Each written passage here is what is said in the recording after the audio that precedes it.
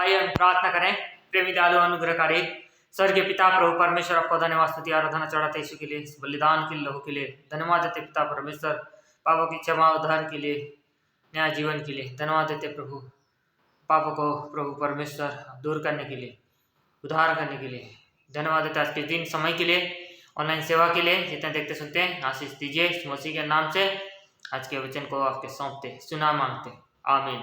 आइए आज हम अब्राहम के विषय में देखने को जा रहे हैं और सिर्फ से आइए हम पढ़ेंगे उत्पत्ति की पुस्तक, उसका 12वां अध्याय। उत्पत्ति की पुस्तक और उसका 12वां अध्याय। यहाँ पर यहोवा ने अब्राहम को जो है दर्शन देकर कहता है, अपने देश और अपने कुटुंबियों, अपने पिता के घर को छोड़कर उस देश में चला जा जो मैं तुझे दिखाऊंगा।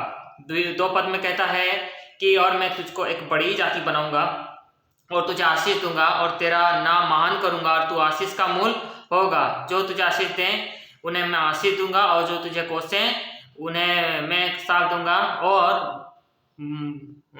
भूमंडल के सारे कुल तेरे द्वारा आशीष पाएंगे। इस रीति से अब्राहम की शुरुआत होती है। अब्राहम इस रीति से शुरुआत हो जाता है और अब्राहम के जीवन में हम देखते हैं कि परमेश्वर किस रीति से उसे चुनकर इसे एक बुलाहट के साथ उसे बुलाता है और वो सब कुछ ऐसे अपने ये के साथ निकल जाता है। यहाँ पर हम पढ़ते हैं, इस प्रकार अब्राहम अपनी पत्नी सारे और अपने भतीजे लूत को जो धन उन्होंने इकट्ठा किया था और जो प्राणी उन्होंने हरान में प्राप्त किए थे सबको लेकर कनान देश में जाने को निकल चला और वे कनान देश में आ गए।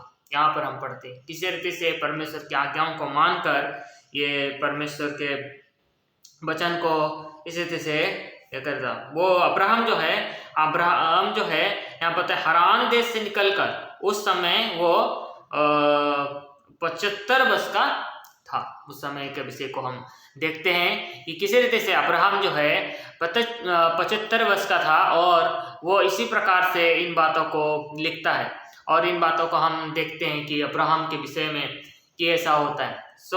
यहाँ पर हम पढ़ते हैं इसी रीति से जिस दशा में जाता है वहां पर बोलता है अब्राहम फिर से दर्शन पाता है और इसी रीति से वहां पर कनानी लोग रहते थे, बोलता है कनान में। तो वहां पर लिखा है ये देश में तेरे वंश को दूंगा, परमेश्वर से दर्शन देकर कहता है 12वें 7 में कहता है। और इसी रीति से वहां पर परमेश्वर के लिए वो वेदी बनाता है और इसी रीति से वहां पर इसी रीति से एक और वेदी इसी रीति से प्रार्थना करता है। हम पढ़ते हैं अब्राहम इसी रीति से वेदी बनाया करता है और उसके बाद हम पढ़ते हैं मिस्र देश में कैसे अब्राहम फिर चले जाता है। तुरंत ही 10 वचन में आते ही हम देखते हैं कि अब्राहम कैसे मिस्र में चला जाता है। वहां पर परदेशी होकर वो चला जाता है और उसकी पत्नी जो स्त्री है सुंदर है, इस कारण वो सोचता है कि नहीं, इसको मैं अपनी बहन बोलूंगा क्योंकि ऐसा करने से मैं अपना प्राण बचाऊंगा। लेकिन वहां पर वो राजा जो है उसको पत्नी को ले लेता है। यहाँ पर हम 14 में पढ़ते हैं, तब मिस्रियों ने उस की पत्नी को देखा और वो अति सुंदर है और फिरौन के हाकिमों ने उसको देखकर फिरौन के सामने उसको प्रशंसा की, इसीलिए वो स्त्री फिरौन के घर में पहुंचाई गई। इसी रीति से ऐसा हुआ। फिर फिरौन उसको बुलाता है, बहुत आशीष देता है उसको देता है, भेड़ बकरियां देता है, गाय बैल देता है, दास दासियां देता है, गधे गधियां देता है, ऊंट भी देता है उसको। और इसी रीति से लेकिन सारे की वजह से जो मिस्र का राजा है उस पर विपत्ति आ जाती है, उसके ऊपर विपत्ति, वो उसको पत्नी को ले जाने के कारण यहोवा उसको विपत्ति देने लगता है। यहोवा परमेश्वर जो है विपत्ति देने लगता है। जब विपत्तियां आती हैं तब फिरौन अब्राहम को बुलाकर पूछता है, तू मेरे साथ ये क्या किया बोल के पूछता है। नहीं पता है कि तेरी पत्नी है, क्यों तूने क्यों कहा कि ये मेरी बहन है, फिर बोलता है। तो फिरौन अपने दासासियों को उसके विषय में आज्ञा दी कि उन्होंने उसको और उसकी पत्नी और सब सही संपत्ति सही जो उसकी थी विदा कर देता है। और इसी से हम पढ़ते हैं 12वां अध्याय से ऐसे अब्राहम की शुरुआत होती है। उसके बाद हम 13 अध्याय में आते हैं तो 13 अध्याय में लूत और अब्राहम का अलग होने का विवरण को बताया जाता है। यहाँ पर हम 13 का 8 में पढ़ते हैं, तब अब्राहम लूत से कहने लगा, मेरे और तेरे बीच और मेरे और तेरे चरवाहों के बीच झगड़ा ना होने पाए क्योंकि हम लोग भाई बंधु हैं। और इसी रीति से ये सारी बातें होती है। और इसी रीति से तो अब्राहम बोलता है तो यदि बाईं ओर जाएगा तो बोलता है मैं दाहिनी ओर जाऊंगा, तो यदि दाहिनी ओर जाएगा तो मैं बाईं ओर जाऊंगा भी बोलता है। और इसी से लोग अलग होते हैं। लूत जो है वो सदोम और अमोरा को चुन लेता है, जो यहोवा की वाटिका का समान पूरा सुंदर था उसको वो चुन लेता है और वो वहां चला जाता है।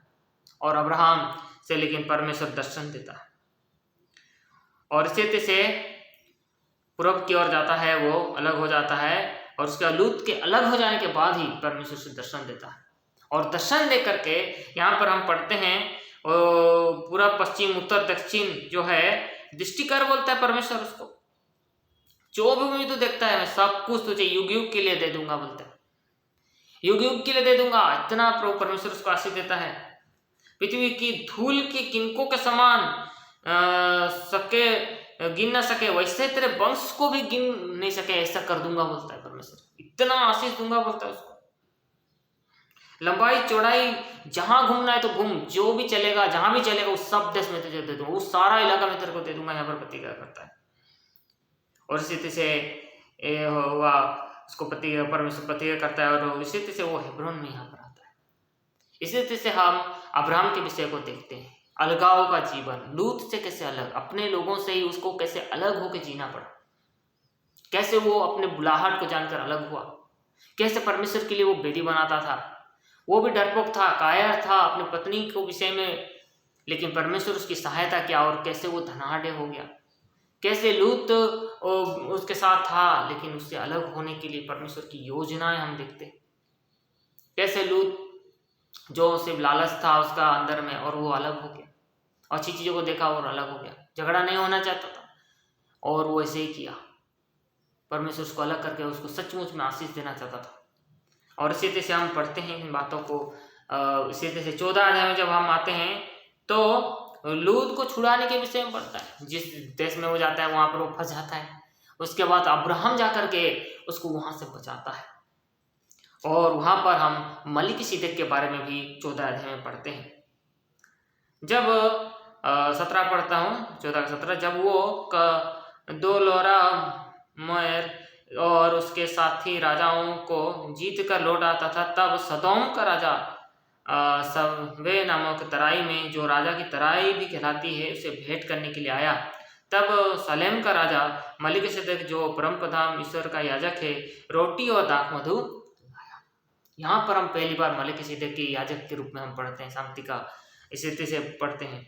तो वो ये डिसीजन उसके बाद वो लिखता है उसकी ये शपथ खाता हूँ कि जो कुछ तेरा है उसमें से मैं एक सूत या जूती का बंधन न कोई वस्तु लूंगा, ना ऐसी कोई ना कहने पाए कि अब्राहम तेरे कारण धनी हुआ। सदोम के राजा को वो बोलता है, उसका कुछ भी नहीं लेता, सदोम के राजा से वो कुछ भी नहीं लेता, मलिकिसिदक के कारण वो कुछ भी नहीं लेता। जो लोग खा लिए हैं बस बोलता है, जो कुछ जवानों ने खा लिया है उसका भाग उन्हें मिले, लेकिन कुछ भी नहीं लूंगा बोलता है, अपने भाग में वो चला जाएगा बोलता है, लौट जाएगा।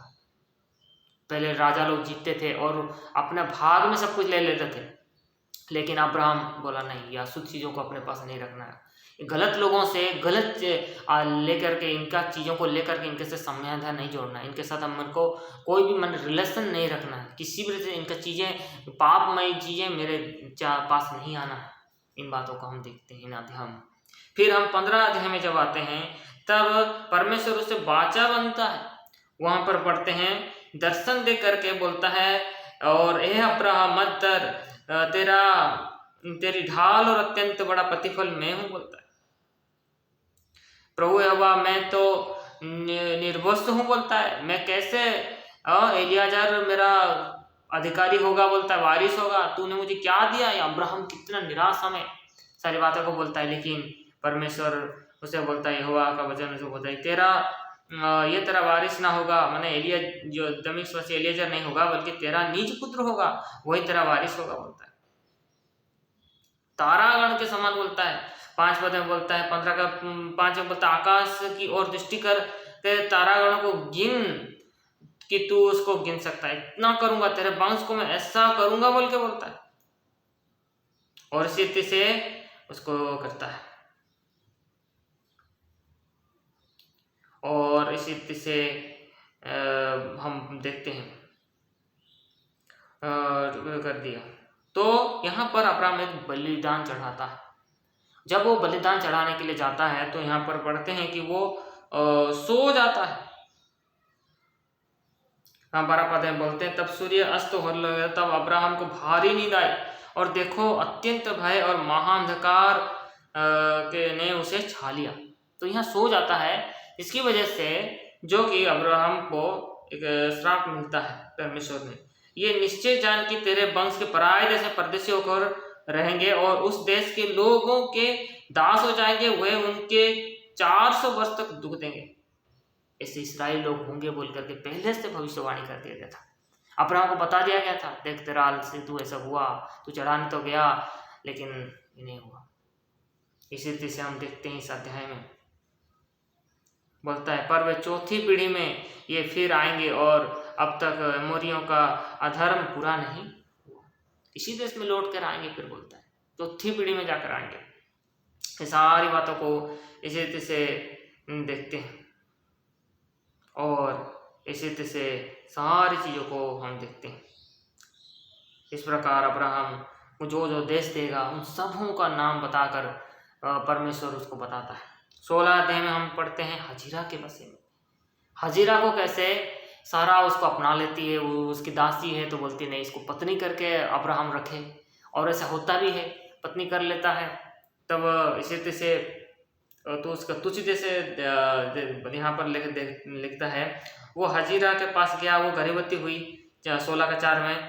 तब उसने जाना कि वह गर्भवती है, तब वो अपनी स्वामिनी को तुच्छ दृष्टि से देखने लगी। हजीरा भी ऐसी, जब देखी मैं बच्चा जन रही हूँ, मेरी स्वामी नहीं जनी और मुझसे बच्चा हुआ अब्राहम का, तो वो अपने को बड़ा समझने लगी और सीधी से उसको तुच्छ देखने लगी। तो अब्राहम ने सारे से कहा, जो तेरी दासी तो तेरे बस में, तू जो करना है कर, बोलता है। तो उसको दुख देने लगी, लिखा है। सारा भी जो है अब्राहम की पत्नी, वो सारे को दुख देने लगी और कैसे वो भागती है।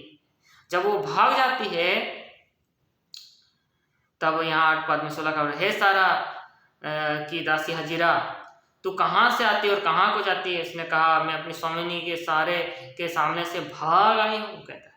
और इसी से यहाँ पर भी स्वर्गदूत के द्वारा परमेश्वर उसको आशीष देता है, मैं तेरे वंश को बहुत बढ़ाऊंगा, यहाँ तक कि बहुतायत के कारण उसको गिना ना जा सकेगा। और इसी से उसका नाम जो है इस्माइल रखा जाएगा बोल के बताया जाता है। सारा के पुत्र के विषय में यहाँ बताया जाता है। और कैसे वो परमेश्वर का दर्शन पाई बोल करके एल्तलरोही रख करके उस नाम को वहां पर रखती है। यहाँ देखने पर भी मैं जीवित रह गई, ऐसा बोलती। और सिद्ध से जन्म दिया और सिद्ध से अब्राहम सिद्ध से इस्माइल का पिता हुआ। 17 अध्याय में हम पढ़ते हैं वाचा का चिन्ह का खतना। परमेश्वर एक चिन्ह करने के लिए, जो एक लिंग में एक चिन्ह पुरुषों का खतना होने के लिए और सिद्ध से करने के लिए उसे कहा, और उस वाचा का एक चिन्ह है बोल के वो किया। और उस रीति से अब्राहम और उसके जो भी थे पुरुष और उसके साथ उसके बच्चे का भी खतना किया गया। यहाँ पर इसी रीति से हम देखते हैं कि पीढ़ी पीढ़ी में केवल तेरे ही वंश के लोग नहीं, पर जो तेरे घर में उत्पन्न हों अथवा परदेशी से रुपा देकर मोल लिए गए हों, यह वे सब पुरुष भी जब 8 दिन के हो जाएं तब उनका खतना किया जाए, यहाँ पर लिखा है। इसी तरह से ये सारी बातें हुई। अब्राहम की खलड़ी का खतना हुआ और वो 99 वर्ष का था, और उसका पुत्र इस्माइल की खलड़ी का खतना हुआ तब वह 13 वर्ष का था। यहाँ पर इन बातों को हम पढ़ते हैं, खतना के विषय में पढ़ते हैं, लिंग का खतना, खलड़ी का खतना। इसी तरह से वहाँ पर इसी तरह से वाचा का चिन्ह बोल के उनके ऊपर परमेश्वर ने ठहराया। उसी तरह से हम फिर 18 अध्याय में आते हैं। तो 18 अध्याय में इसहाक के जन्म की प्रतिज्ञा यहाँ पर परमेश्वर करता है। कहता है अब्राहम कड़ी धूप के समय में था, वहाँ पर एक दर्शन उसको पाता है और 2 पुरुष वहाँ पर आते हैं, 3 पुरुष एक्चुअली में आते हैं। यहाँ पर लिखा है 3, देखकर 2 अध्याय 2 पद में पढ़ते हैं कि 3 पुरुष के सामने खड़े होते हैं और वो कैसे उनका स्वागत करता है और उनको ले आता है और फुलके बनाता है और उनको सेवा करता है। और इसी रीति से बोलता है 10 पद में, 18 का 10 में पढ़ता है, मैं बसंत ऋतु में निश्चित तेरे पास आऊँगा और तेरी पत्नी सारा जो है पुत्र उत्पन्न करेगी। सारा तंबू के द्वार पर अब्राहम के पीछे था, सुन रही थी। वो सोच रही थी कि मेरा तो मासिक धर्म ही बंद हो गया। तो यहाँ पर बोलता है मैं बूढ़ी हूँ बोल के, मेरा पति भी बूढ़ा है, तो क्या ये सुख होगा बोल के बोलती थी। और इसी तरह सारा ये कहकर हंसी बोल के भी लिखा। लेकिन यहाँ पर यहोवा के लिए क्या बोलता है, क्या यहोवा के लिए कोई काम कठिन है? निश्चित समय पर अर्थात बसंत ऋतु में तेरे पास फिर आऊंगा और सारा पुत्र उत्पन्न होगा बोलता है। कहकर मुड़ गई और इसी से इन प्रतिज्ञाओं को परमेश्वर उनसे बांधता है। फिर सदम और उमरा के विषय में परमेश्वर दंड देगा, इस विषय में भी अब्राहम को बोलता है। क्योंकि यहाँ पर लिखता है कि मैं जानता हूँ कि वो अपने पुत्र और परिवार जो उसके पीछे रह जाएंगे आज्ञा देगा कि यहोवा के मार्ग में अटल बने रहें और धर्म और न्याय करते रहें, ताकि जो कुछ यहोवा ने अब्राहम के विषय में कहा है उसे पूरा हो। इसी रीति से अब्राहम से वो बातों को छिपाता नहीं। लेकिन अब्राहम यहाँ पर हम पढ़ते हैं किस रीति से विनती करता है लूत की वजह से, हे प्रभु सुन, मैं तो मिट्टी और राख हूँ, तो भी मैं इतनी ढिठाई की है कि तुझसे बातें करूँ। उसमें चाहे 50 धर्मी हो, इसी तरह से बोलता है, या 45 हो, 40 हो, 30 हो, इसी तरह से बोलता है, यहाँ तक कि 20 हो मिले या 10 मिले, इस तरीके से वो बोलता है। लेकिन ऐसा मिलने पर मैं परमेश्वर बोलता है मैं उस घर को छोड़ दूंगा। लेकिन ऐसा कोई भी नहीं मिला, इसीलिए अब्राहम निराश होता है और घर को लौट जाता है। और 19 में हम पढ़ते हैं कि कैसे दूत आकर के लूत को और उसके परिवार को बाहर निकालना चाहते हैं। यहाँ पर इसी तरह से हम पढ़ते हैं, लेकिन उन दूतों को वो स्वागत करता है। 3 पद में हम पढ़ते हैं 19 का 3 पर उन्होंने उनसे बहुत विनती करके उन्हें मनाया, इसलिए वे उसके साथ चलकर उसके घर में आए और उसने उनके लिए भोजन तैयार किया और इना खमीर की रोटियां बनाकर उनको खिलाई। और इसी रीति से इन सारी बातों को देखते हैं। और वहाँ के सब लोग जो पुरुषगामी थे, वहाँ के सब लोग जो व्यभिचारी थे, उन पुरुषों के साथ कुकर्म करना चाहते थे, यहाँ पर लिखा है। और कैसे वो मांग रहे थे कि उन पुरुषों को दो, हम उनके साथ कुकर्म करेंगे। कैसे उनको वो अंधा कर देते हैं और इसी तरह से और फिर अपने पास खींच लेते हैं। 10 पद में 19 का 10 में इसको लिखा है। तो सब को टोटलने लगते हैं। और उसके बाद हम 12 पद से हम कैसे वो निकलते हैं उन बातों को पढ़ता है। दामाद, बेटे, बेटियां जो कोई हो उन सबों को लेकर निकल जा बोलते हैं, लेकिन वो लोग निकलते नहीं। यहाँ बोलता है 14 पद में लूत ने निकलकर अपने दामादों को, उसके बेटियों को सब बोलने से, उठो स्थान से चलो बोलने से यहाँ पर नष्ट हो जाएगा। अपने दामादों की दृष्टि में वो ठट्ठा करने वाला जैसे जान पड़ता है बोलता है। उसकी पत्नी भी पीछे मुड़ के देखती है और वो भी नमक का खमाते। वो उनके जो बेटियां होती हैं उनको हाथ पकड़ करके दूत जो हैं बाहर निकालते हैं। विलम्ब कर रहा था इसलिए हाथ पकड़ के, 16 में बोलता हाथ पकड़ करके यहोवा के दूत उनको बाहर ले जाते हैं। इस तरीके की परिस्थिति उनकी होती है। फिर वो बोलते हैं पहाड़ में चला जा, तो वो बोलता है नहीं, कहीं मैं मर ना जाऊं, से वो नगर में ऐसे निकट है कि वहां जा सकूं तो छुट जा, मुझे वहां भाग जाने दे, वो नगर छोटा है बोल करके एक नगर के विषय में यहाँ पर लिखा। पहाड़ में भाग जा बोलने से विनती करता हूं, बोलता है एक नगर के विषय में। वो नगर में वो चला जाता है, फुर्ती से भाग कर वहां बच जाता है। और सदम और अमरा में वो आग गिरती है, वो सब नष्ट हो जाता है। और कैसे उसके बाद हम 19 अध्याय पढ़ते हैं कि उनके पिता के साथ उनकी 2 बेटियां जो है सोती हैं और उनसे बच्चे उत्पन्न होते हैं। वो ये सोच के सोती हैं कि हमारे पास तो कोई पुरुष नहीं आएंगे, इसलिए आइए हम पिता को इसी रीति से सोते हैं।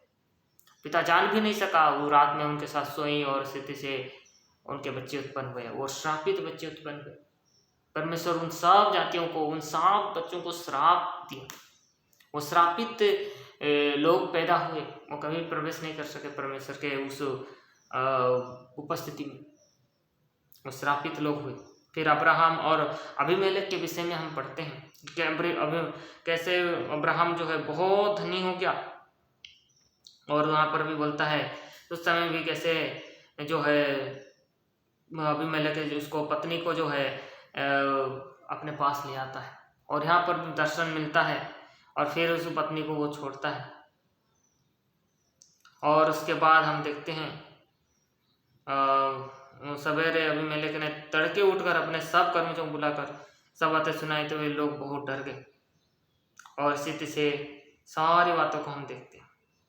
अबीमेलेक ने भेड़ बकरी गाय बैल दास दस्युं से लेकर अब्राहम को दिए, उनकी पत्नी सारा को भी लौटा दिया बोल के देखते हैं।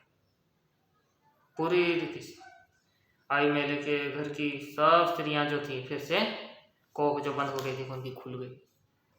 वहाँ पर हम पढ़ते हैं इन बातों को दूसरी बार इस रीति से सारा के साथ हुआ था, अब्राहम के साथ भी दूसरी बार इस तरह की परिस्थिति आई थी। फिर 21 पद में हम पढ़ते हैं इसहाक का जन्म होता है, और उसके बाद उसका खतना भी होता है। प्रफुल्लित होते हैं, तो छुड़ाया जाता है, इन बातों को पढ़ते हैं। पर हजीरा और इस्माइल को निकाला जाता है। यहाँ पर पढ़ते हैं 9 पद में बोलता है तब सारा को मिस्री जो हजीरा का पुत्र है बोलता है अब्राहम से उत्पन्न हुआ था, हंसी करता हुआ दिखाई पड़ा, तो बोलता है ये मेरे लिए ठीक नहीं है बोल के इसको बाहर निकालो बोलता है। परमेश्वर से पूछता अब्राहम, लेकिन उसको भी वो बाहर निकालते हैं। इस रीति से अब्राहम की परिस्थिति हो जाती है। अब्राहम फिर हम पढ़ते हैं अबीमेलेक के बीच में संधि होता है। यहाँ बोलता है जो कुछ तू करता है उसमें परमेश्वर तेरे संग रहता है, इसलिए हम लोग बाचा बनते हैं। बोलता है 30 पद में, तो इन 7 बच्चियों को इस बात की साक्षी जानकर मेरे हाथ से लेके मैं एक कुआं खोदा है, और उस स्थान का नाम बरसेबा रखता है। कुआं कभी ले लिए थे, इसलिए अब्राहम उस विषय को भी यहाँ पर बोलता है। और इसी रीति से अब्राहम जो है उस देश में संधि इस रीति से बांधता है, क्योंकि उनसे भी ज़्यादा वो धनाढ़ हो गया था। यहोवा से जो संतेश्वर है स्थिति से प्रार्थना करता है। 22 अध्याय में हम पढ़ते हैं अब्राहम को किसी रीति से परीक्षा का सामना करना पड़ता है। अब्राहम को परमेश्वर बोलता अपने बेटे को ही मुझे चढ़ा, और इसहाक को कैसे आज्ञाकारिता अब पिताजी के प्रति दिखाता है, और अब्राहम किस रीति से परमेश्वर के प्रति विश्वास को दिखाता है, इस कारण परमेश्वर उसको आशीष देता है। इस कारण बोलता है मैं निश्चय तुझे आशीष दूंगा, निश्चय तेरे वंश को आकाश के तारागण और समुद्र के तीर के बालू के किनकों के समान अनुभूति करूंगा। तेरे वंश को शत्रु के नगरों का अधिकार करूंगा, और पृथ्वी के सारी जातियों अपने को तेरे वंश के कारण धन्य माने, क्योंकि तूने मेरी बात मानी। कितना बड़ा यहाँ पर आशीष हम देखते हैं। और इस रीति से 23 अध्याय में हम देखते हैं सारा की मृत्यु हो जाती है, और कैसे वो मकपेला की भूमि का गुफा को मांगता है और अपने प्रियजनों को काटने के लिए उसे वो खरीदता है। हम 23 अध्याय में इस बातों को हम पढ़ते हैं। 24 अध्याय में इसहाक के विवाह के विषय में हम पढ़ते हैं कि कैसे वो इसी रीति से पढ़ते हैं। पुरानी था यहाँ पर पढ़ते हैं आशीष दी है, तो यहाँ पर वृद्ध हो गया था। तब अब्राहम ने अपने दास से जो उसके घर में प्रणय था, सारी संपत्ति का अधिकारी था, अपना हाथ उसके जांघ पर नीचे रख और मुझे आकाश और पृथ्वी के परमेश्वर यहोवा की इस विषय में शपथ खा कि मेरे पुत्र के लिए कनानी लड़कियों में से हैं जिनके बीच में रहता हूँ किसी को ना लाना, परंतु मेरे देश से मेरे ही कुटुंबियों के पास जाकर मेरे पुत्र के इसहाक के लिए एक पत्नी लिया। इसी रीति से वो जाता है, वहाँ पर वो रिबिका को मिलाता है।